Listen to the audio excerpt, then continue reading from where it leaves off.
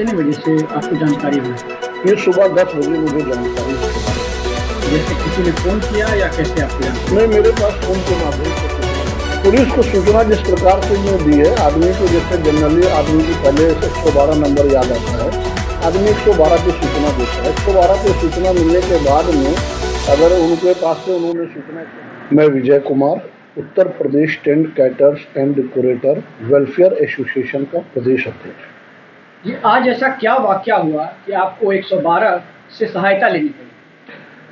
हमारे पास में सुबह एक कॉल हमारे व्यापारी का आया सुबह 10 बजे कि भैया आपके द्वारा एक मैसेज आया है, उसमें कुछ पैसे की डिमांड करी गई। तो मैंने उसको बोला ऐसा तो कुछ नहीं, तो उसने मुझे सूचना दिया कि भैया उसमें आपकी फ़ोटो लगी हुई है और वो इसे 20,000 रुपये मांग रहा है कि अर्जेंट बहुत ज़रूरत है। तो मैंने उसको बोला कि नहीं, ऐसा कोई वो नहीं करना।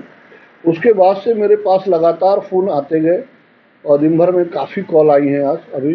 फिर मैंने अपने जो इत्र मित्र थे, मैंने सबसे पहले सूचना देने का काम किया, अपने सारे मित्रों को, सारे लोगों को सूचना दिया कि जितने हमारे व्हाट्सएप ग्रुप हैं, जो हमारे पर्सनली जितने ग्रुप हैं, उन सारे ग्रुपों में सारे व्यापारियों को, अपने इस मित्र को, सबको सूचना देने का काम किया कि कोई भी इस प्रकार से अगर ठगी करके या कोई मैसेज कर रहा है तो उसको कोई भी पैसा या कुछ ना भेजें, क्योंकि हमारी आईडी को हैंग करके कोई फ़ोटो डीपी लगा करके और आप लोगों से चैटिंग करने का काम कर रहा है और कृपया उसको पैसा ना दें।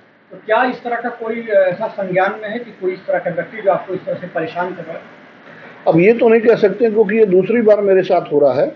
इसके पहले जनवरी में 15 जनवरी को भी एक बार मेरे साथ ऐसा हुआ था, तब भी मैंने पुलिस को सूचना दिया था एक बार और उस पर भी कोई ऐसा वो नहीं हुआ था। उसके बाद से आज तक नहीं, लेकिन आज ये दूसरी बार मेरे क्या साथ। पहली बार जो हुआ तब पकड़ा गया था कि उस शख्स इस तरह? नहीं, पकड़ा नहीं गया था, उसमें भी सूचना दिया था, लेकिन पुलिस ने उस पर कोई एक्शन नहीं लिया था, जिसकी वजह से ये सब नहीं हो पाया था।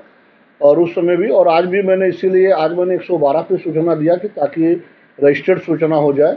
और उसके बाद मैंने अभी थाना गाजीपुर में भी एक एप्लीकेशन दिया है जा करके कि एक कम से कम इस पर कार्रवाई हो, क्योंकि जिस प्रकार से सुबह सूचना देने के बाद में इसको तुरंत पुलिस को चाहिए कि कम से कम इस पर कार्रवाई करे, क्योंकि जिस प्रकार से ये लोग काम कर रहे हैं ये बहुत ही वो है। अब इस समय कारोबार का समय नहीं है, व्यापारी वैसे अपने कारोबार में रहता है और जब कोई ये सुनता व्यापारी एक दूसरे को मुसीबत में है और ख़ास करके ये पता लगे कि कोई किसी का अध्यक्ष जो है, प्रदेश अध्यक्ष, वो मुसीबत में है, इस तरह का मैसेज जाता तो आदमी 10-15-20 हज़ार रुपये के लिए जल्दी नहीं पूछता है। तो मुझे तो लोगों ने पहले तो कुछ लोगों ने मैसेज के माध्यम से पूछा, काफ़ी लोगों को कॉल आने लगे और कुछ लोग मैसेज पे कि भैया क्या परेशानी हो गई, कोई बात। हमने कहा नहीं। तब उनको मैंने कॉल किया, तब उन्होंने बात बताया कि इस तरीके से ऐसे ऐसे हुआ है और मैसेज आया भैया आपका कि वो 20,000 रुपये मांग रहा, किसी ने 15,000, किसी से 25,000 रुपये। मैंने उनको सबको मना किया। फिर मैंने सारे लोगों को सूचनाएं भी लगभग दिया, जिनके पास सूचनाएं पहुंच गई जो लोगों से, उन्होंने काम किया था। लेकिन इस पे चाहिए पुलिस को जल्द से जल्द ऐसे लोगों को पकड़ना चाहिए, क्योंकि सरकार जिस तरीके से सुविधाएं दे रही है पर जनता के लिए, उसके पीछे कहीं ना कहीं क्राइम बहुत ज़्यादा बढ़ रहा है। तो इसको क्राइम को रोकने के लिए भी सरकार को चाहिए कि इस पर तत्पर काम करना चाहिए। तो इस तरीके से आजकल ठगी के बहुत केस ऐसे आ रहे हैं, आदमी से ओटीपी मांग करके उनके बैंक के नंबर से बैंक का पैसा गायब हो जाता है। जनरली आदमी नहीं जान पाता है, कभी कभी बैंक से मैसेज लेट आता है, तुरंत नहीं आता है, तब तक पता लगा वो पैसा निकाल के पैसा भी पूरा खर्च हो चुका होता है।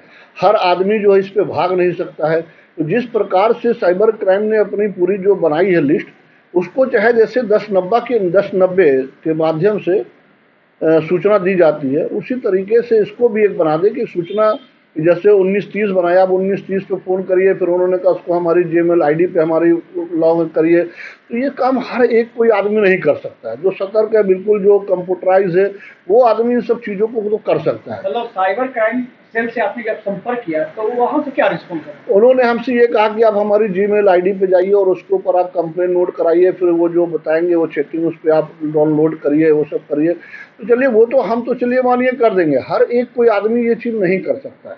पहली चीज़ तो जो सूचना दे तो उसको चाहिए कि तुरंत उसकी सूचना पे कार्रवाई होनी चाहिए। उस नंबर को ले करके उस नंबर के ऊपर उनको चाहिए कि कार्रवाई करें, ताकि वो नंबर से अगर आदमी को तुरंत कम से कम हैकर को पकड़ा जा सकता है। जब तक हम आप कंप्लेन करेंगे, नोट होगा, दर्ज होगा, फिर वो सर नंबर वो बदल सकता है। अब आज जैसे उसने सुबह 10 बजे से लेके इस समय तक के अभी 9 बजे 8-9 बजे तक मेरे पास कॉल आई है, 8-9 बजे तक। तो इसका मतलब कि सुबह से लेके अभी तक वो लोग जागरूक हैं और काम करें। और सुबह मैंने 10-11 बजे मैंने 112 पे सूचना दी है। इसका मतलब उनको उसका कोई असर नहीं पड़ा, संज्ञान नहीं लिया। तो अभी प्रशासन से क्या उम्मीद करते हैं? एक व्यापारी नेता हैं आप और आप कारोबारी हैं, तो आपके नाम पे इस तरह से फ्रॉड हो रहा है, आप प्रशासन से क्या उम्मीद करते हैं? प्रशासन से ये उम्मीद करते हैं कि जब हमारे लोगों के साथ इस तरह का जब फ्रॉड हो सकता है तो आम जनता से कितना बड़ा फ्रॉड होता होगा, आम व्यापारी से कितना बड़ा फ्रॉड होता होगा। इसको रोकने के लिए तत्काल कोई ना कोई कदम सरकार को उठाना चाहिए। धन्यवाद। धन्यवाद।